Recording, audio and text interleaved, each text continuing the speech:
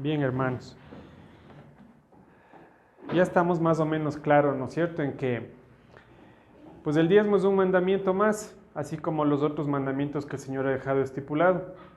Sin embargo, es como que a veces nos parecería como que es un poquito más difícil de llevarlo a la práctica o de, o de realmente cumplirlo, si cabe el término, porque a veces resulta que pensamos o creemos que de alguna manera lo que tenemos o llegamos a obtener o nuestros ingresos o la actividad que tenemos fue fruto de algún mérito que pudimos haber hecho. Entonces ahí es cuando pensamos que lo que tenemos o los ingresos que poseemos es nuestro, es de nuestra propiedad. Ahí hay que tener un poquito de cuidado porque en realidad hay que recordar, y quisiera que por favor me acompañen a lo que dice Salmos 24:1. Por favor, todos vayamos a sus Biblias, a nuestras Biblias, y veamos qué es lo que dice Salmos 24:1.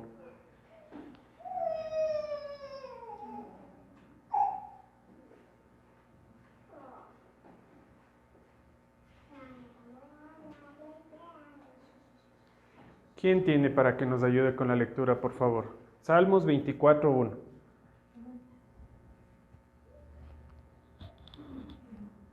¿Ya? Sigan nomás. La tierra es del Señor y todo lo que hay en ella. El mundo y todos sus habitantes le pertenecen. Amén.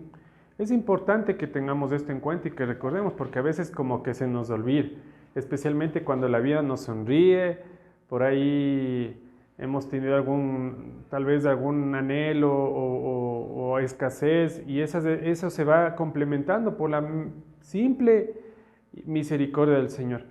Este versículo tiene concordancia con Deuteronomio 10:14. Otra persona que nos ayude con la lectura también, por favor. Deuteronomio 10:14.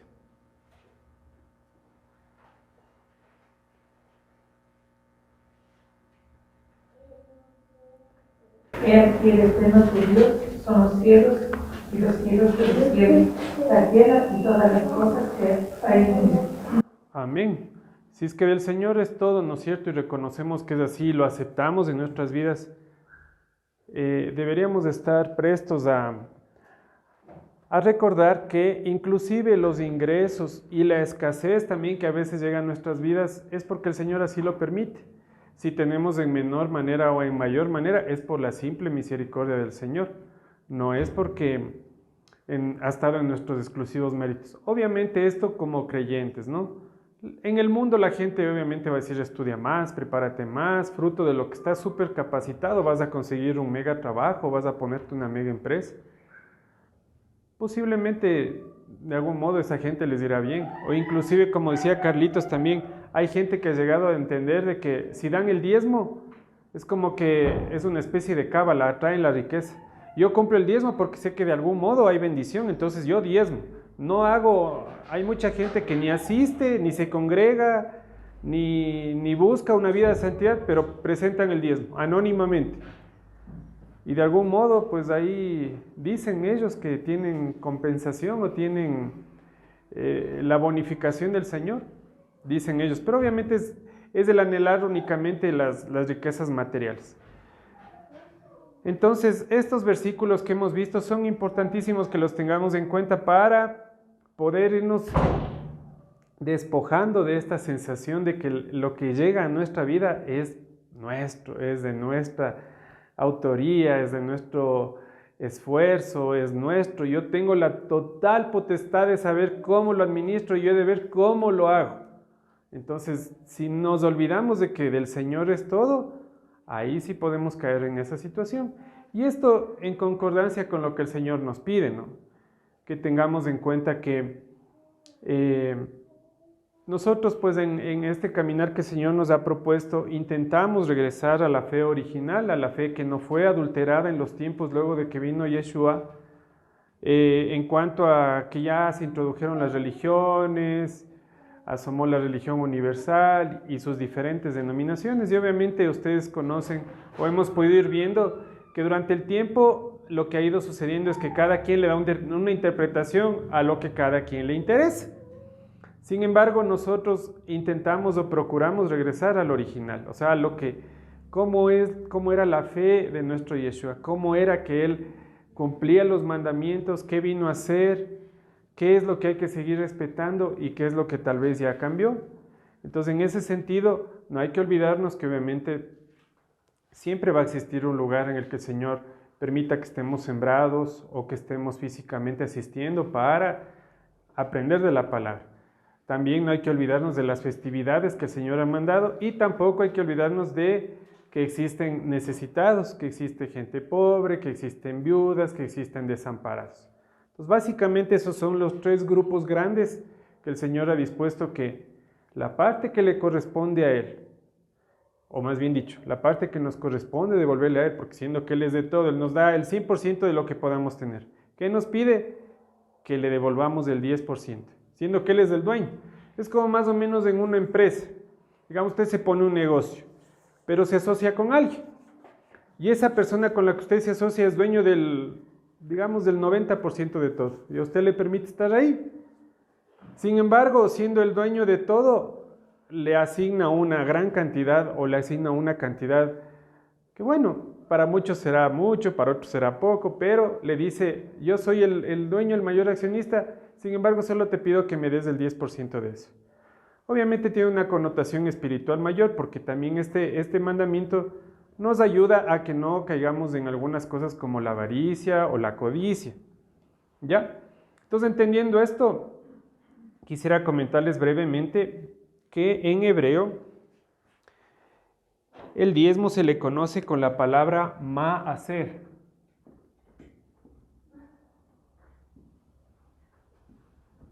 Básicamente, y le suelen poner por aquí un apóstrofe, básicamente se denomina diezmo, esa palabra.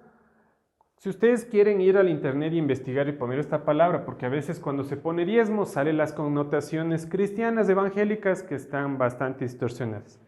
Si ustedes ponen este término, van a encontrarse con connotaciones judías, talmúdicas, de la tradición, etcétera, etcétera, mezcladas con mesiánicas. Y bueno, en relación a este tema hay una cantidad infinita de criterios. Como la palabra no es explícita en decir, cuando pasen los tiempos y la ciencia avance, pues tendrán que hacerlo de esta manera. Simplemente lo que nos dice es que, de acuerdo a lo que cuando fue estipulado el diezmo, que era un pueblo agrícola, hágalo de esta manera. El gran desafío es, y ahora que no somos agrícolas, ¿cómo lo hacemos? Que hay que guardar, que hay que respetar. Pero bueno, básicamente, maser es igual a diezmo. ¿Ya? De aquí se derivan los tres diezmos que están escritos en la palabra. El Maaser Rishon,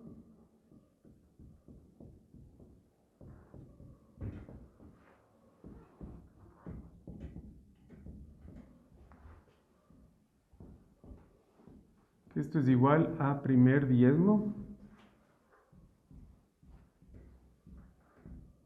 Esto solamente como conocimiento cultural no nos va a ayudar, sino más para tener identificado, tal vez en el hebreo cómo se lo menciona.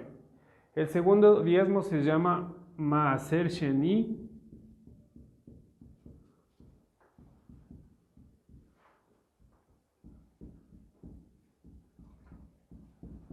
que es igual al segundo diezmo. Vamos a ver, este está en Números, los que deseen apuntar, 18, 24 y 28. El segundo diezmo está en Deuteronomio 14,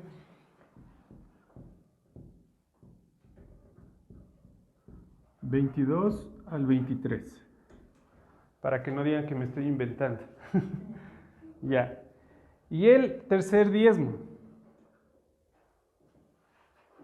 Maaser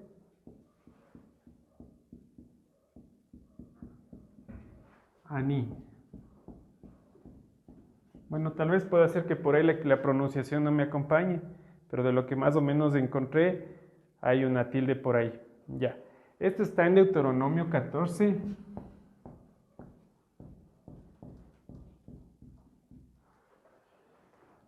El 28 y 29. Esto como cultura general. ¿Ya? Básicamente cada uno engloba en el orden que les había comentado. Siervos que enseñan o los diferentes ministerios, las fiestas y para los necesitados. Ahí está la distribución, ¿no?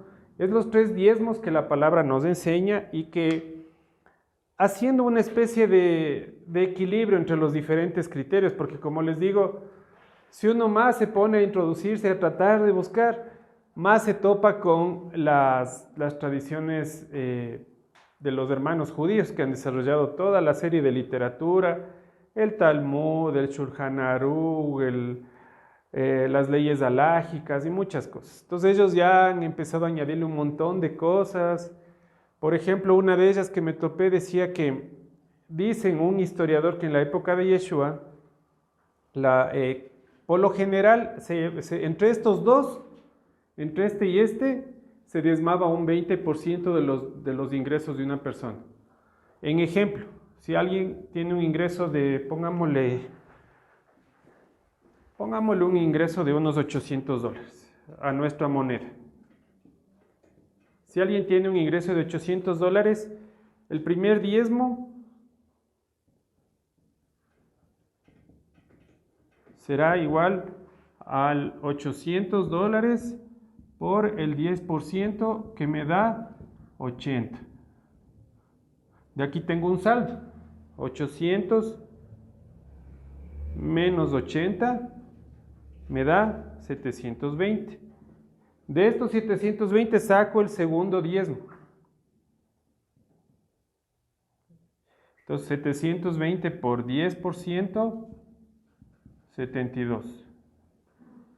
Le resto los 72.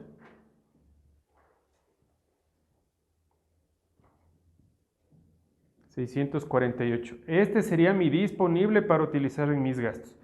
Dicen que algunos ahí suman el 20% más o menos. O sea, hacían una relación de que estamos hablando en monedas, obviamente, no estamos hablando en temas agrícolas, ¿no? ¿Cómo podría ser esto en agricultura? Alguien produce 100 sacos de maíz. ¿Cuánto sería el diezmo? 10 sacos, ¿no es cierto? Un segundo diezmo sería del restante de los sacos que me quedaran. Sumadas las dos porciones vendría a ser el porcentaje del 20% que un historiador dice que entregaban esto. Sugería que, y esto no es por direccionar a que se haga esto, pero sugería, él decía que las personas que entregaban esto decían que eran los que cumplían de la mejor manera.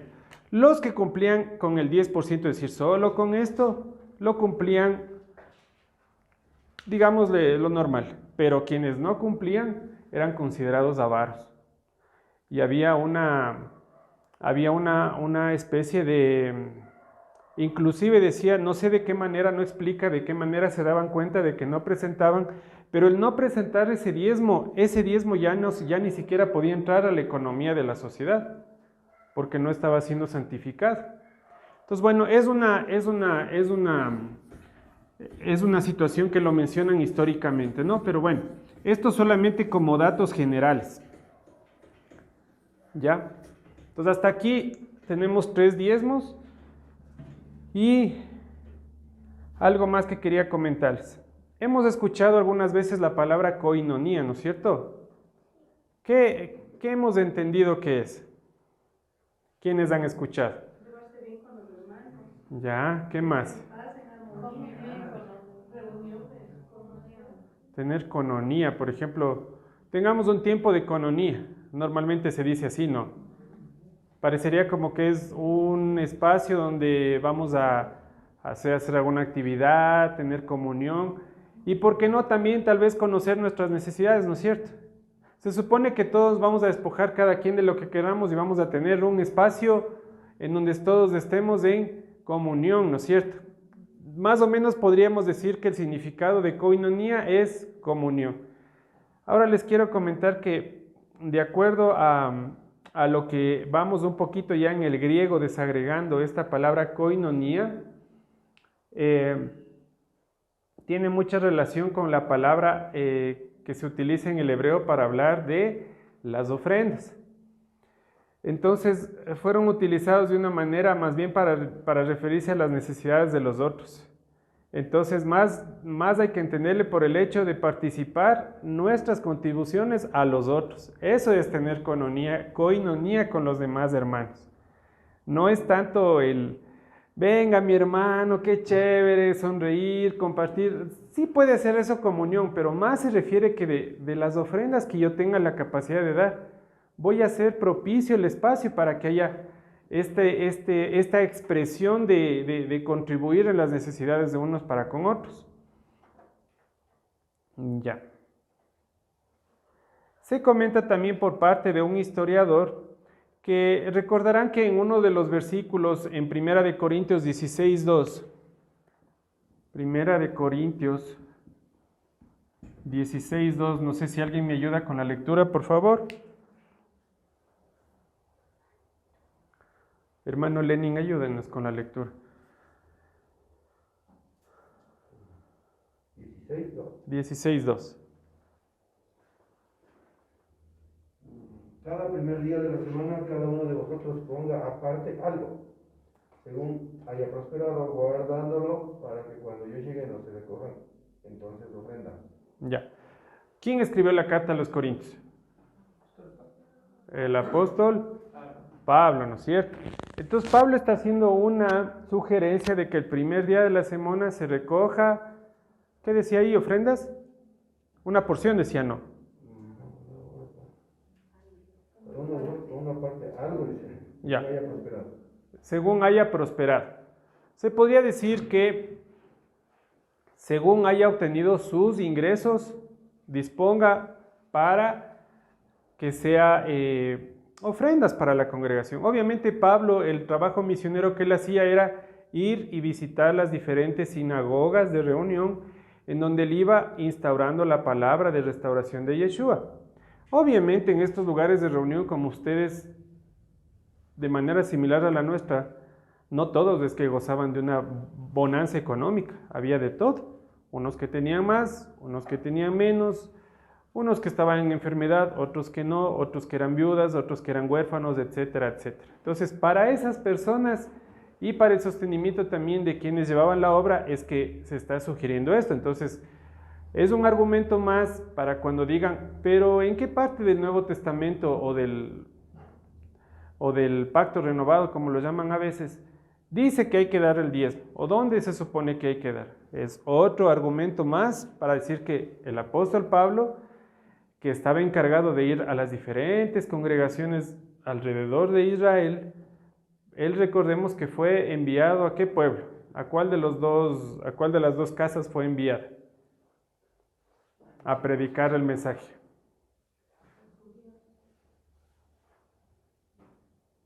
¿Están seguros? A Corinto. Les fue enviados a la casa de los gentiles. Supuestamente él, siendo el más sabio, debería haber ido a la casa de los judíos. Pero resulta que el Señor le reveló y dijo, no, tú te vas a ir a la casa de la dispersión, a donde están los que ya casi se han olvidado de mí. Entonces, allá es que él estaba yendo. Entonces, este historiador que dice que se llama Selden, en el artículo que pude encontrar, no dice el nombre, solo lo menciona Selden.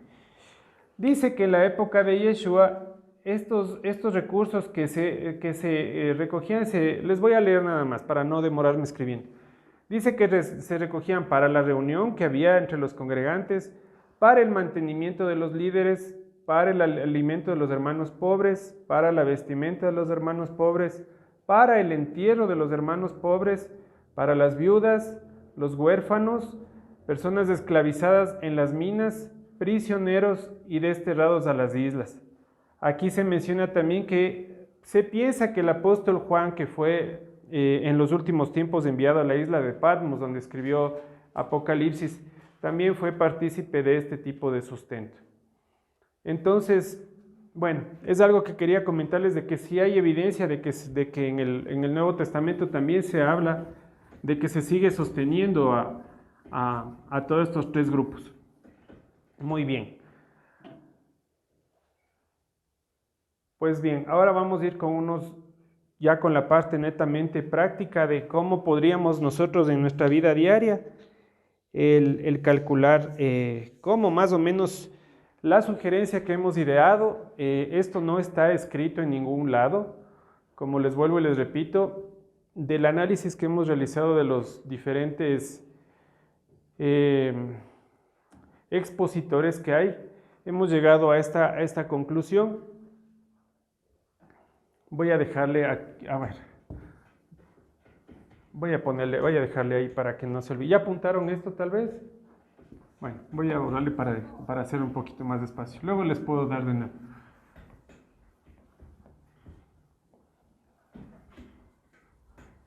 Ya. Tenemos dos clases de actividades, ¿no es cierto? Las actividades dependientes y las actividades independientes. En el caso de los dependientes, quienes dependemos de un sueldo, de una remuneración mensual o quincenal. El sueldo lo recibimos íntegramente, ¿no es cierto? Antes de eso, ¿ustedes creen, bueno, no he encontrado evidencia, pero creen que en la época antigua y de Yeshua se llevaba contabilidad como se lleva hoy en día?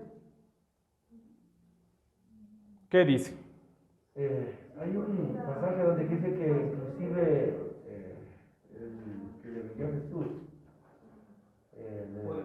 Judas, él era el tesorero. Ya. Y llevaba las cosas, pero dice que él robaba inclusive de ahí. Ya. Bueno, en la escritura como tal no dice que se lleve la contabilidad como la conocemos hoy en día. Es posible que se haya hecho alguna deducción de ingresos, gastos y bueno, alguna cosa por el estilo. Como les decía en un inicio, hermanos, nuestra intención no es de irnos, más bien es tomando la actualidad para tratar de evadir el tema del diezmo. Nuestra intención más bien es tratar de regresar al original y procurar ser lo más obedientes al Señor. Partiendo de eso, como sugerencia general, vuelvo y repito, como sugerencia general, queremos plantear el siguiente hecho como sugerencia para cada uno de los congregantes de este espacio de reunión y que puedan de esa manera ir calculando sus diezmos. Cuando uno necesita acercarse al lugar donde trabaja, obviamente tiene que incurrir en ciertos gastos de movilización, de traslado para llegar a ese lugar de trabajo. Es cierto que en la pandemia se dio la posibilidad de trabajar desde los hogares, pero eso fue momentáneo. Lo normal y natural es que desde nuestras viviendas vayamos a un lugar donde tengamos que cumplir las actividades de trabajo, ¿no es cierto? Pero para cumplir esas actividades tenemos que incurrir en unos ciertos gastos básicos, que en este caso van a ser para los dependientes, van a ser lo que sugerimos nosotros estaría permitido descontar antes de calcular el diezmo. Ojo, si es que uno se pone a investigar mucho sobre esto, le van a decir que tiene que sacar los impuestos, lo que le paga el Estado y montones de cosas. Yo por eso les hacía la pregunta, ¿creen ustedes, y no hay evidencia tampoco en la palabra de que en la época antigua se daba primero al César lo que es del César y luego se calculaba el diezmo? Se dice únicamente que hay que dar a César lo que es del César. También, como lo dijo Yeshua, no dejen de hacer aquello sin dejar de hacer lo otro, refiriéndose a los diezmos. No dice cuál era el orden, simplemente que hay que cumplir ambas cosas. Como les digo y les repito, porque esto es un tema un poco controversial. Hay muchos criterios, hermanos, pero nosotros en esta congregación queremos definir lo siguiente. Entonces, ¿cuál sería el costo básico que necesitamos para movilizarse como dependientes? Ojo, no, como dependientes. Yo tengo que ir a realizar la actividad, llego a mi lugar de trabajo, realizo mi actividad y me retiro. Uno tiene que incurrir en movilización, es básico. Tal vez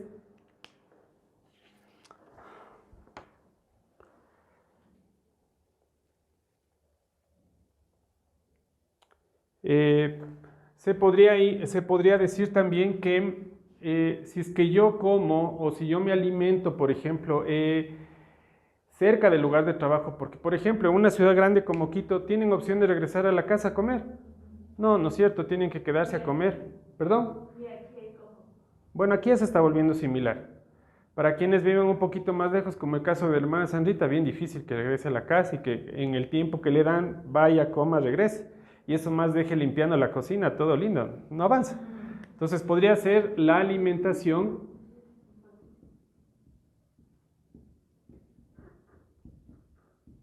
pero la alimentación, en este caso, de la persona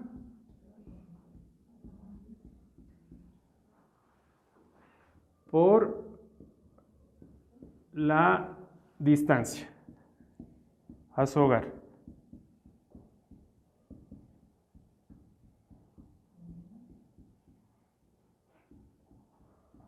¿Qué más? Básicamente serían esas dos cosas que uno tiene que incurrir. Ustedes me van a decir un montón de cosas. Las mujercitas van a decir, vea, yo tengo que peinarme, que hacerme esto, no me puedo presentar así, es que las uñas, es que el zapato, es que la ropa, es que el traje. Eso ya son gastos suntuosos. O sea, entran dentro de una fase que se podría llamar como otros gastos varios. Pero si es que yo no voy y me cambio el color de cabello, no quiere decir que no puedo ir a trabajar. Puedo ir tranquilamente. Si es que no me hago el último terno que vi en el, tal vez, no sé, el pantalón X, Y, Z, o bueno, tal vez podría ser si me obligan en el trabajo que porte un uniforme y yo tenga que hacer una contribución, tal vez podría ser, pero eso no va a ser todos los meses. Va a ser en una ocasión. Y en los otros gastos, ahí sí puede haber un sinnúmero de cosas. Obviamente, aquí tampoco yo le he puesto el descuento a la seguridad social que normalmente recibimos. ¿Por qué razón? Porque es una condición de bonificación que prácticamente se constituye un ingreso. Ya. ¿Y a dónde quiero yo llegar? No queremos tampoco empezar nosotros partiendo de los principios generales que les dije, entendiendo que el Señor es dueño de todo, no queremos empezar aquí a llenar una lista de descuentos que según mi criterio yo tengo derecho a descontar porque son cosas necesarias que yo necesito. Es cierto que se necesita, es cierto que es necesario. Aquí podemos poner un montón de cosas, armar un presupuesto de una familia. Pero si yo le pongo al Señor acá y digo, después de todo, ahí sí el diezmo, ¿en qué lugar le estoy poniendo al Señor? ¿Primero o al final? Asumiendo que todo es mío y lo que ya mismo quede, ahí sí, Señor, te daré lo mío, lo último. El Señor dice que de tus primeros frutos, de tus primeras cosechas, de lo primero que recibas, preséntalo al Señor. Me parece que está en Proverbios. Ya. Vamos a poner un ejemplo práctico. Para no ser ostentosos, pongamos un sueldo de 800 que pusimos creo que hace un rato. Digamos que esa persona no tiene vehículo. Digamos que, humildemente va a veces en bus, a veces va en taxi. Pongámosle un promedio de, a la semana, entre ida, venida, entre taxis, pongámosle unos, así bajito, unos $6. Que diciendo que ocupe 2 buses en el día, serían más o menos 60 centavos, más por 5 días serían $3. Pero no ha de ser que solo se movilice en bus, a veces no avanzará, no llegará, tiene que ser unas compras, alguna cuestión, pero diciendo que para su trabajito, pongámosle 5 a la semana. Entonces, en movilización, ojo, no voy a poner aquí la movilización que necesito para hacer otras cosas. Yo estoy hablando de la movilización para llegar al trabajo. Porque obviamente aquí habrá montones de movilizaciones que yo tengo que realizar, pero no es la que necesito para obtener mis ingresos. ¿Sí? Entonces aquí vamos a descontar únicamente lo que necesitamos para llegar al trabajo. Entonces vamos a ponerle tentativamente, es un ejemplo, no puede ser más o menos, cada quien tiene que empezar a hacer un registro, hermanos. Esto es sumamente importante si queremos llegar al nivel de obediencia y de orden que el Señor nos exige. Porque si no lo hacemos así, resulta que vamos a llegar al punto en que posiblemente le estemos entregando al Señor menos de lo que corresponde. Lo que queremos hacer aquí es promover la obediencia. Así como yo no puedo unas veces mentir y otras veces decir la verdad, o dejo de ser mentiroso y realmente me sujeto a que el Señor me dice que no mienta, o dejo de codiciar otros bienes, o a veces sí codicio, otras veces no. O sea, no puedo ser a medias tintas. Tengo que caminar a un nivel de obediencia. Entonces vamos a poner una movilización de 20. Esto es al mes, ¿no? Si es que no ven atrás, me avisan para hacer más grande. Digamos que por alimentación. ¿Cuánto está un almuerzo en un restaurante para ponerle un promedio? Ya. Ya. Estamos hablando que son 20 días laborables, ¿no es cierto? Entonces serían $60. Que serían mis gastos básicos para yo realizar mi actividad laboral. Entonces sumo, bueno, en este caso voy a restarlos. Perdón, voy a restarlos aquí. Ya. 800 menos 80 me queda 720. De aquí voy a sacar mi diezmo. De aquí viene el diezmo, el que era el primer diezmo o el que es el diezmo general.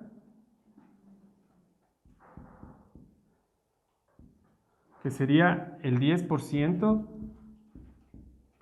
que es lo mínimo. Recuerden, hermanos, el Señor nos invita a que por lo menos cumplamos con esto.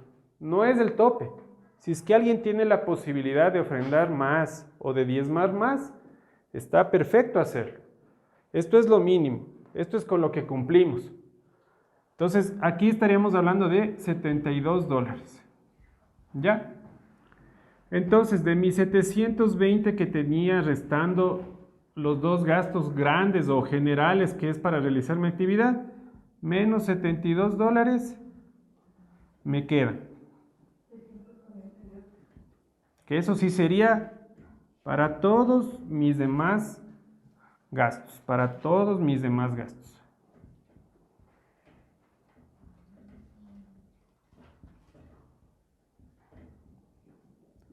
Este digamos que es el ejemplo sencillito para una persona dependiente donde es más fácil calcular. Aquí no va a depender de cuánto tenga, porque esto va a ser siempre un porcentaje. Lo que va a variar es esto y esto. Ya puede ser que yo tenga un vehículo, estamos hablando de que tal vez básicamente tendré que utilizar gasolina, mínimo diciendo básico, cada mes o cada 2 meses cambiarle el aceite. Diciendo básico. Pero hay que tener cuidado porque si es que decimos, chuta, es que yo tengo un carrito y a ver, tengo que ir cada mes ahorrando porque de aquí en 3 años quiero cambiarme de carro. Chuta, entonces aquí ya le voy a poner siquiera unos 100 mensuales, pensando en que necesito cambiarme de carro. Y muchas cosas más que se pueden presentar en el día a día. Entonces, todo va a depender de la disposición del corazón que uno tenga. Yo les digo cómo hago. Les voy a contar cuál es mi realidad. De mi sueldo, bueno, como yo me alimento en mi casita, subo a mi casita a almorzar en la hora que tengo, subo rapidísimo en mi carrito, mi esposa ya me tiene mi comidita, almuerzo rapidito y vuelvo a bajar en mi carro. Entonces, mi gasto aquí es gasolina.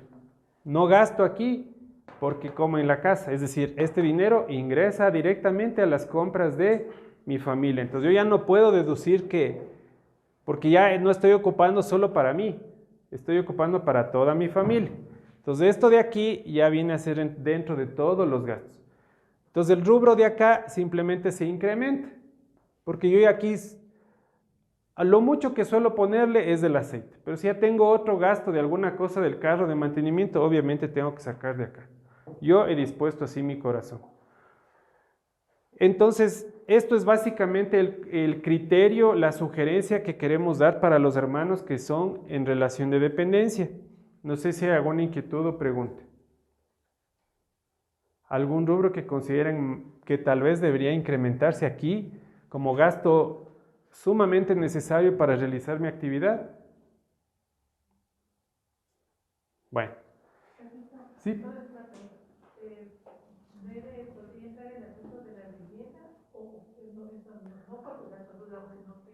No, porque con el pago de la vivienda no asisto a realizar mi actividad económica.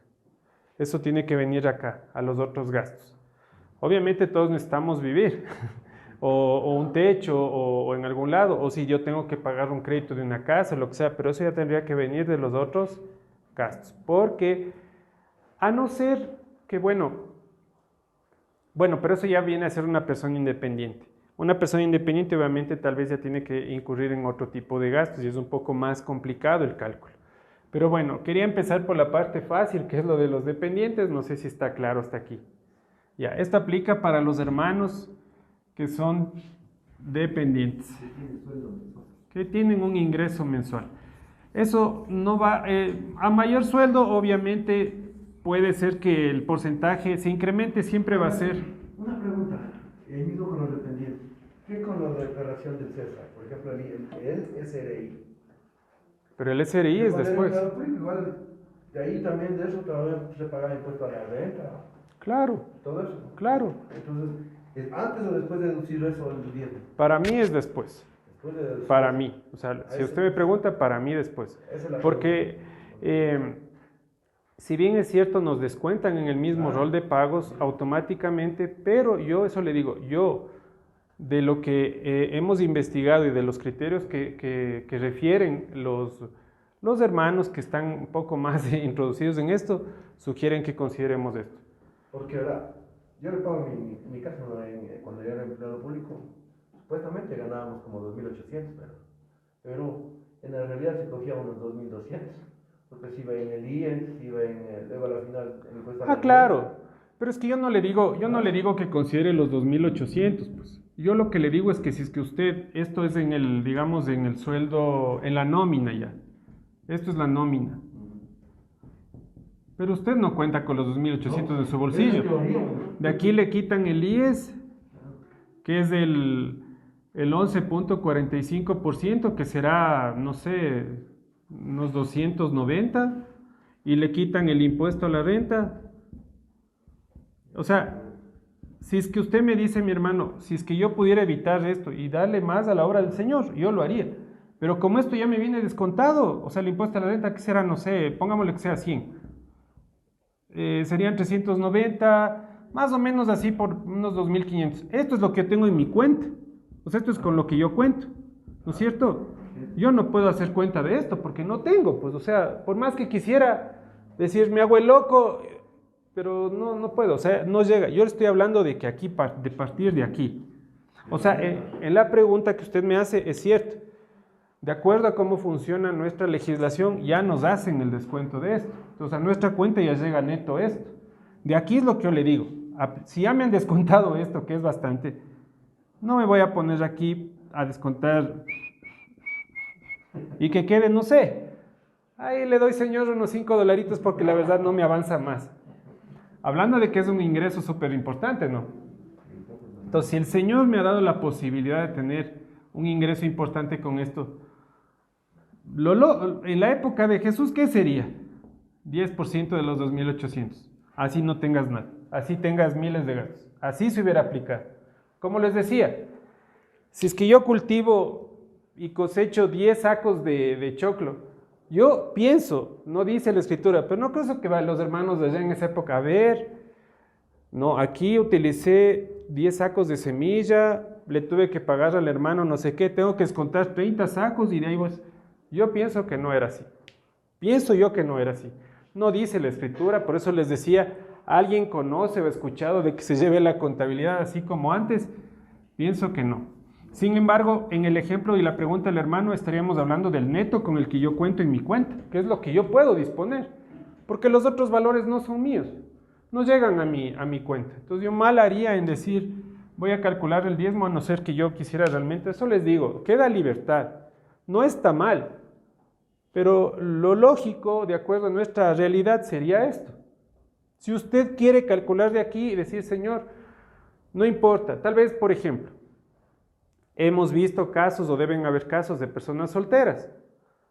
Las personas o hermanos solteros mayormente no tienen mucho gasto en sus cosas básicas, pero no es que tienen que cubrir los gastos de una familia, alimentación, educación, etc.